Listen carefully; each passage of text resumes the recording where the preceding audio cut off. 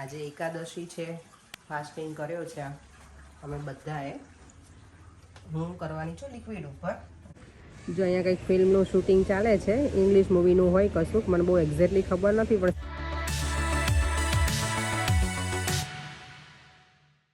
Hello બધા, કેમ છો?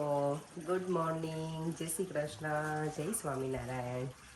આજે એકાદશી છે, ફાસ્ટિંગ કર્યો છે અમે બધાએ. હું કરવાની છું લિક્વિડ ઉપર અને એ બધા દેવા મને પર્યંગ કરશે ફરાળ કરીને.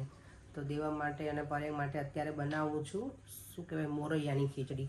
દેવમને સાબુદાણાની ખીચડી બહુ ભાવે, પણ આજે મને રાત્રે હું પલાળવાનું ભૂલી ગઈ છું એટલે મેં મોરૈયાની ખીચડી બનાવું છું.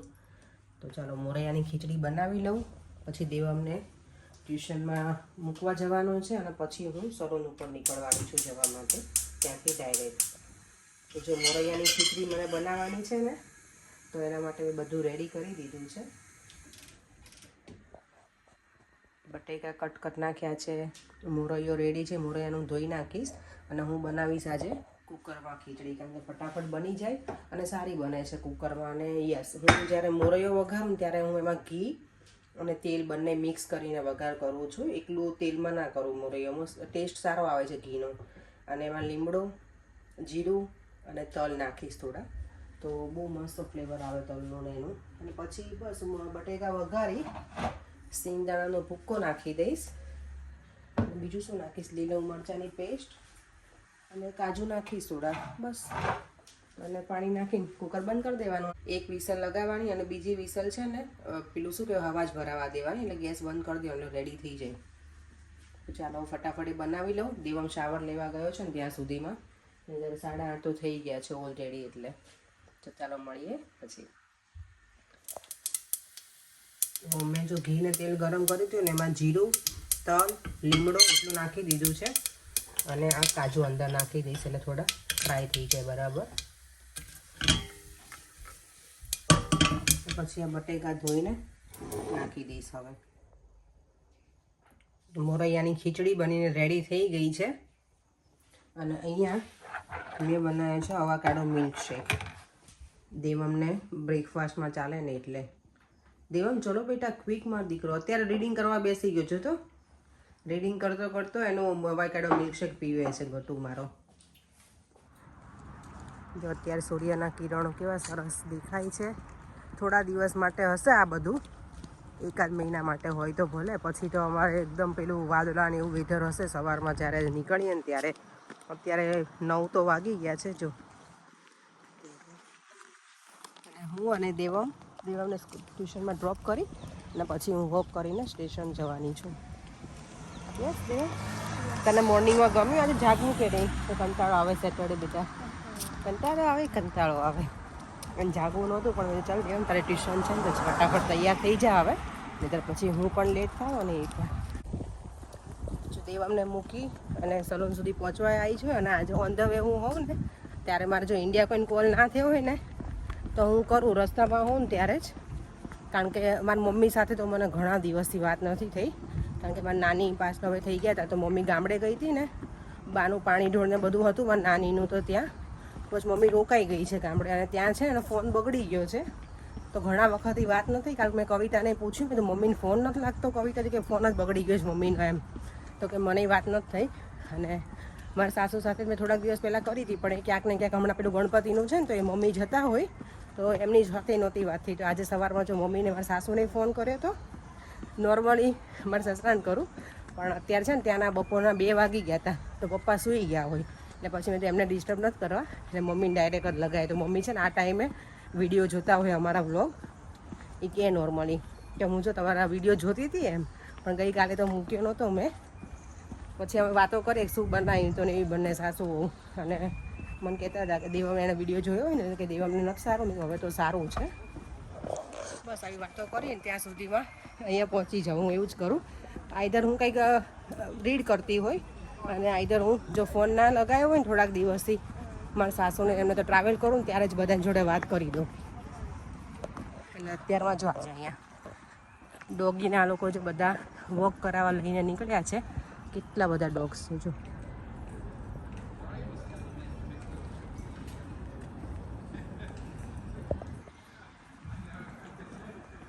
એક એકના ઘરમાં બે બે ડોગ છે કે કદાચ એ લોકો ડોગ વોકિંગ કરાવતા આ સાઈડ. ઠંડી શરૂ થઈ ગઈ છે એટલે હવે અહીંયા બધું વિન્ટરનું સ્ટાર્ટ થઈ ગયું છે.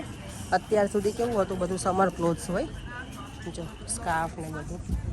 હું બતાવીશ એક દિવસ હજી પાછું, બરાબર ઠંડી શરૂ થાય ને ત્યારે તમને માર્કેટ ફરીવાર વિઝિટ કરાવડાવીશ. તમે લોકો એવું ના કહેતા કે મને તમે એવરીડે માર્કેટ જ બતાવો છો એવું, પરંતુ મને એવું કહે છે. જો એને બધું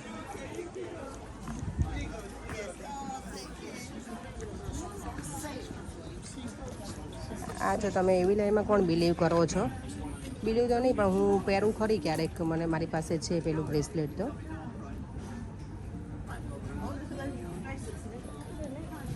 જો અહીંયા તો રિંગ્સ ને બધું જ છે. કપ્સ પણ એના છે. જો કેટલાનું છે, 5 પાઉન્ડનો એક છે મગ. આ બધા કંઈ ઘરમાં રાખીએ ને, હેંગ કરીએ ને તોય સારું. ઘરના મેઇન એન્ટ્રન્સ આગળ એવી લાઈન. આ બધા ટુરિસ્ટ છે અને ઘણા લોકો છે ને હોલિડેમાં જવાનું પ્રિફર ત્યારે કરે કે જ્યારે સ્કૂલ ઓપન થઈ જાય ને પછી. કારણ કે પછી કેવું કે હોલિડેઝમાં જાય ને તો બધું સસ્તું હોય, વધારે ચીપ પડે એમ. નોર્મલી જ્યારે હોલિડેઝ ટાઈમ હોય એટલે પીક ટાઈમ હોય ને તો બધું એક્સપેન્સિવ હોય નોર્મલ ટાઈમ પીરિયડ કરતાં. એટલે જેને કેવું છોકરાઓ ના હોય કે ઓલ્ડ એજના હોય ને એ બધા હોલિડે એવું પ્રિફર કરે કે છોકરાઓ જ્યારે સ્કૂલે જતા રહે ને પછી. તો અત્યારે એ બધા ટુરિસ્ટ જ હોય મોસ્ટ ઓફ ધ.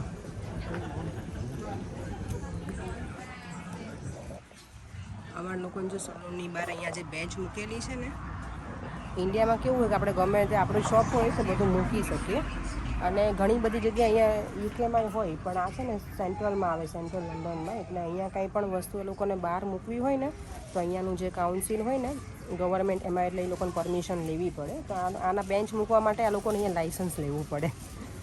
તો આ વખતે કહે કે લાઇસન્સ વધી, એનો જે રેટ હોય ને એ 600 પાઉન્ડ વધી ગયો છે. એટલે કે આ વખતે હું અહીંયા બહાર નહીં રાખું હવે. નોર્મલી સમરમાં કેવું લોકો બેસીએ, અમે લોકો ફ્રી હોઈએ તો બહાર બેસે, વિન્ટરમાં એટલું બધું યુઝ ના કરીએ. પણ તો આ વખતે પછી કંઈક હવે નથી, અહીંયા આપણે આ રાખ્યું જ નથી. કારણ કે 600 પાઉન્ડ એટલે વધારે, 600 પાઉન્ડ જે ભરતો હતા ને એના કરતાં વધારે પે કરવાના છે એવું આવ્યું છે કાઉન્સિલમાંથી લેટર. એટલે હવે અમારી આ બેન્ચ અહીંયા નહીં હોય એની મોર. ક્યારેક બેસવું હશે તો એવું કીધું કે અંદરથી ચેર લઈને આવવાનું, બહાર બેસી લેવાનું. પછી જ્યારે બેસીને તમારે ના બેસવું હોય ને ત્યારે પછી ચેર અંદર લઈ લેવાની. અહીંયા બહાર અલાઉડ નથી મૂકવા માટે. અને જો એમને વિધાઉટ પરમિશન મૂકીએ ને તો અહીંયા ફાઇન બહુ મોટો ભરવો પડે. તો એ હવે કેન્સલ થશે. અમારી અહીંયાની બેચ જે બહાર મૂકેલી છે ને એ સલૂનમાં કોફી બનાવે ને આ રીતનું હોય છે, ગ્રાઉન્ડેડ હોય. તો યારે ટેસ્ટ નથી કરી, પણ ક્લાયન્ટને આપવાની નહીં એટલે એના માટે બનાવું છું.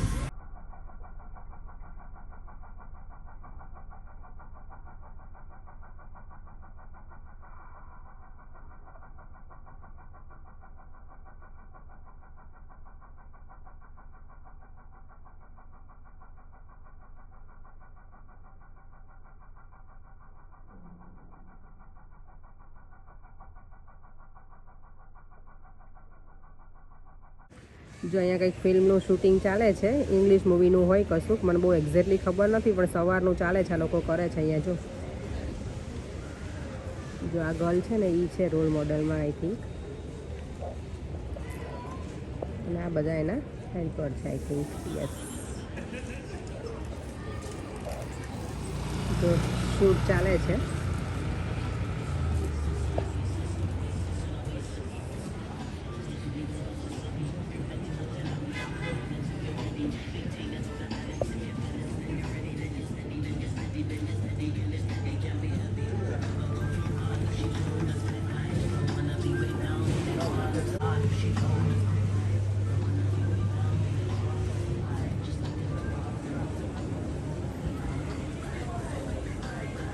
સરસ મજાનો તડકો છે ને તો એન્જોય કરું છું, મજા આવે એવું છે. થોડું ઠંડુ હતું પણ તડકામાં બેસીએ તો ગમે. શિયાળામાં ખબર બપોરે તડકામાં બેસીએ અને પછી બરાબર આમ એવું થાય કે હવે સૂઈ જવું છે એવું લાગે છે અત્યારે.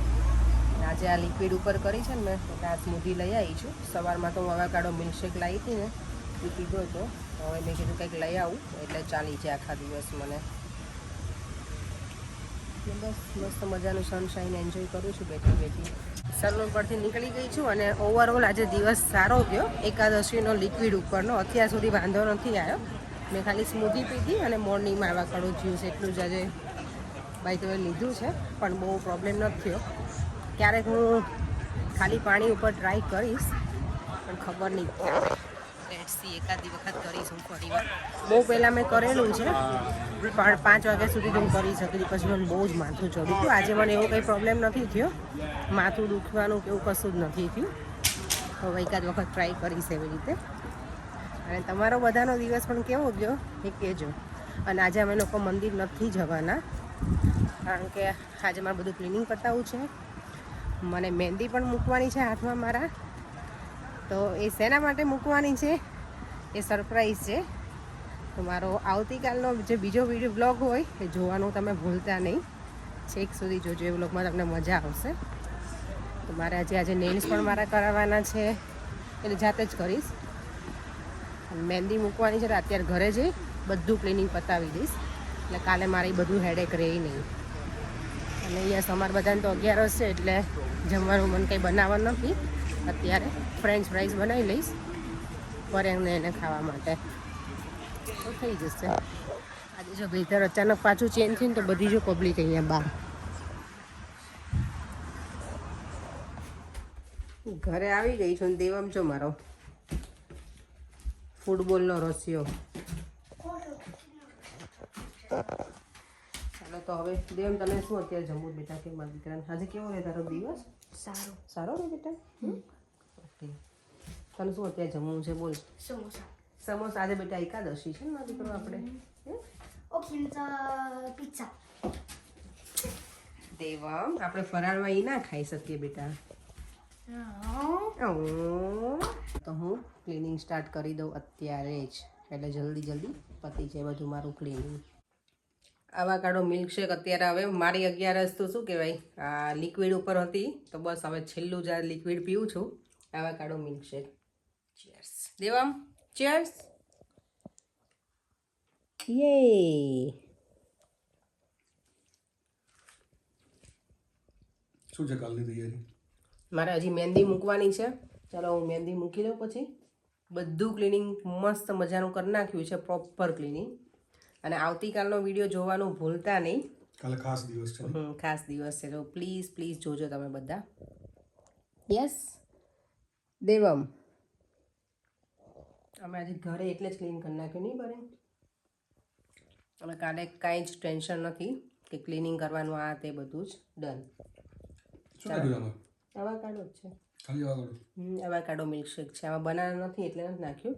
સવારમાં દેવમને એ જ આપ્યું હતું, આ તો બ્રેકફાસ્ટમાં, અને અત્યારે એ આપ્યું દેવમને. સરસ છે. એ તો આવા જ રહેવાનું, ઓલા સુગ્રીન માળો હોય ને જેમ છૂછા ઉપર રહી છે ખાલી. લોકો જેલ નાખીને ઊભા રાખે, મારે એમને ઊભા રહે. અચ્છા, ઓકે, તો સારું. ચાલો ફટાફટ પીને પછી મારે મહેંદી મૂકવી છે ને તો એ મૂકી લઉં. જો મહેંદી મારી મુકાઈ ગઈ છે. ગણપતિ દાદાએ દોર્યા છે મેં અંદર. ગણેશજી એટલે આ સરસ પરફેક્ટ નથી કર્યા, પણ ટ્રાય કરી છે મેં. હાથ તારો સીધો રાખવાનો, આમ એમ નહીં, આમ રાખવાનો હોય, આમ. ઓકે, આમ.